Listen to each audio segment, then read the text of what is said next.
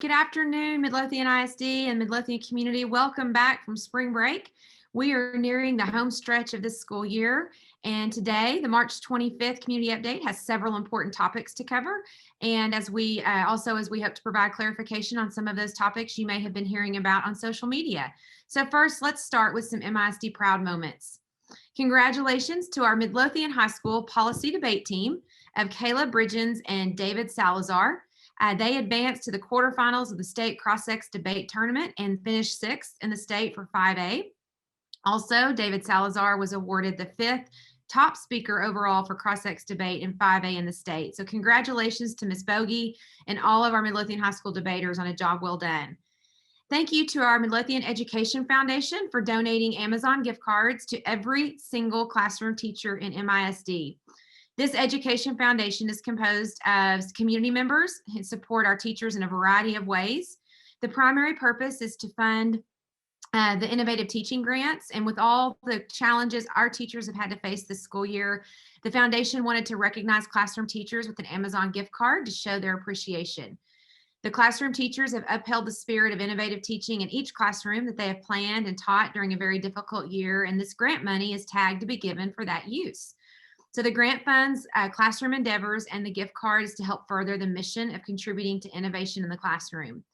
They recognize that all of our staff has worked hard over this year, and they have plans to celebrate additional staff in April and look forward to showing their appreciation for their dedication and hard work as well. So they are, as they shared with us, they're very blessed to serve amazing students and staff at MISD and look forward to celebrating with all of our staff in the coming weeks. So thank you to Midlothian Education Foundation. The Heritage High School Color Guard, congratulations on placing fourth at a really large competition this weekend in Waxahachie. And we also want to celebrate our Midlothian High School Lady Panther powerlifting team.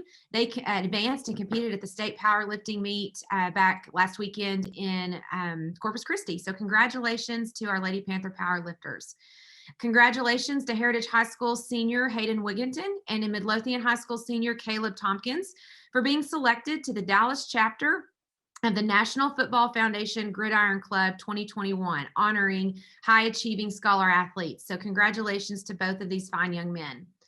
We also want to celebrate Heritage High School Jaguar and Midlothian High School Panther girls and boys soccer teams for sweeping and claiming district championships in soccer. We look forward to celebrating and cheering on a long playoff run for all four of those teams. Congratulations, and we're excited about that run for them. And finally, we're just MISD proud to say that Irvin and Miller elementary staff and students are back in their buildings after our winter storm damage. Their flooring has some flooring that will be replaced this summer. But we want to thank our partnership with Blackman Mooring and our MISD operations team for a successful launch back into those buildings. And as always, we want to thank our Frank Seal and Dietrich Middle School families, staff and families and students for allowing them to house in their buildings for a couple of weeks. So true family effort and why we are so Midlothian strong. So thank you. Some agenda items we're going to jump into. We put out last week, April 2nd, it's a bad weather makeup day, and due to the waiver granted by TEA at this time, there is no school scheduled for Friday, April 2nd, so I wanted to clarify that. If there were to be a school closure for any reason between now and then that day could change to a school day, but as of right now, April 2nd is a scheduled day to be off for staff and students. We're happy to announce our waivers to extend the current feeding program through September 30th, 2021, have been approved by the Texas Department of Agriculture. This will allow us to continue feeding all students at no charge throughout the summer and into the next school year. This is a great benefit for our summer school programs as well to all of our students in MISD. It's a great partnership program between Aramark and our food service department has made this extension so beneficial to the students and families in Midlothian ISD. Our zoning committee met last night to continue reviewing community input and reviewing zoning recommendations. This committee is comprised of 21 parents and 6 MISD staff members who are knowledge experts in campus operations and leadership, as well as program directors. The zoning committee will bring a recommendation to our school board on Monday, April 19th. Speaking of board, we had a board meeting this past Monday night. It was a regular monthly March board meeting, and we had some actions there. The board approved the agreement with the city of Midlothian to construct the portions of Hawkins Run Road to our eastern property line at the school site for Elementary 8, which is over by Kroger, if you're unfamiliar with those streets, and to extend the water line from 14th Street to service that site as well. And so they will also construct a turn lane on 14th Street to accommodate our future car line for elementary number 8. Construction bids for elementary number 8 are actually due today. And so that'll be our operations and construction architectural department will be working through that. And the plans call for this campus to open in August of 22. The board approved the replacement of the marquees at Long Branch and Mountain Peak Elementaries. This will give all of our schools the newer video boards that you may see around town at our campuses. They also approved the extension of the contract with Aramark, which is our food service provider, for the coming school year. Aramark has done an incredible job providing service above and beyond the normal this year to keep our students fed as we've had to pivot in lots of directions due to COVID, even including due to the winter storm shutdown. So we continue to thank Aramark for their partnership, and we look forward to working with them as partners next year. One agenda item I'll spend some more time on with you this afternoon is that there was a lengthy discussion about modifying virtual learning options for the last 6 weeks on Monday night at our board meeting. We all understand that having our students all attending in-person learning is what we all want for the long term, but there are so many academic and social emotional benefits for students learning with their peers and with their teacher who can provide that immediate academic and observational support. But at the same time, we are embarking on the final 6 weeks. We're still dealing with vaccine rollouts. Pediatric vaccines are yet to be available, and families are definitely set in routines for this year.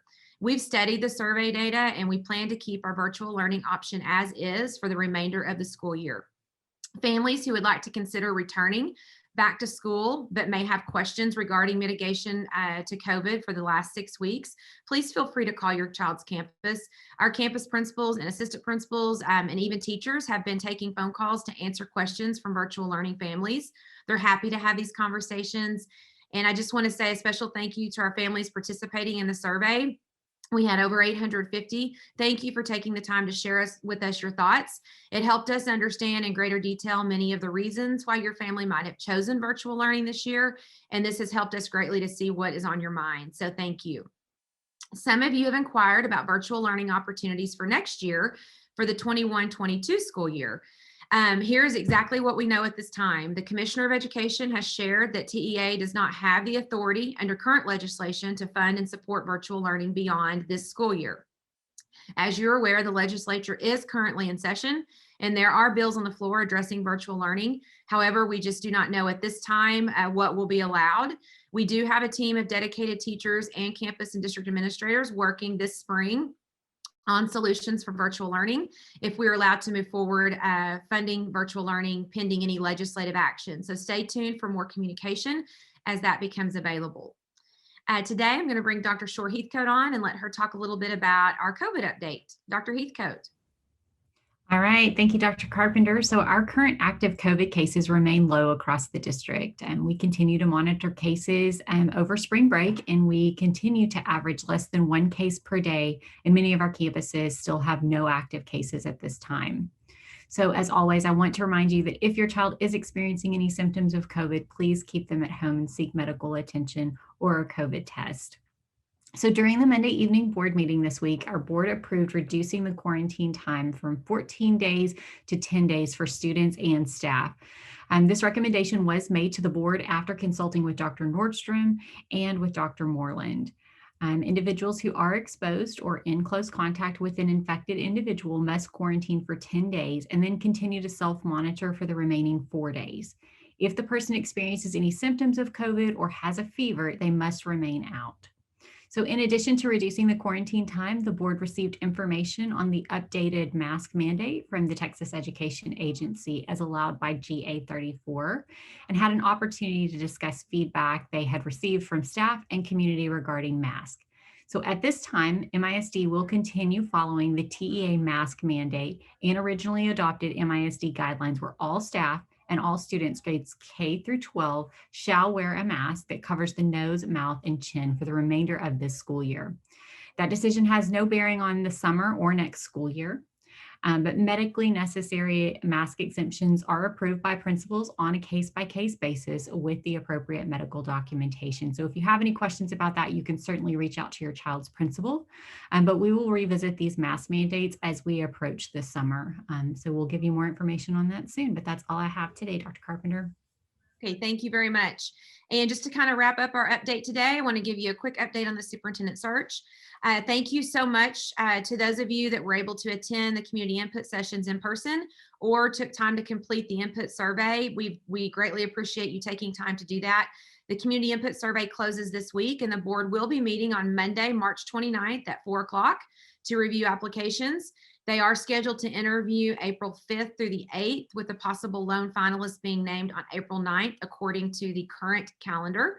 If that schedule stays intact, the lone finalists could be finalized as early as April 30th after a 21-day waiting period as required by state law. Of course, that timeline is subject to being adjusted, but as of right now, that is the schedule that our school board is working under.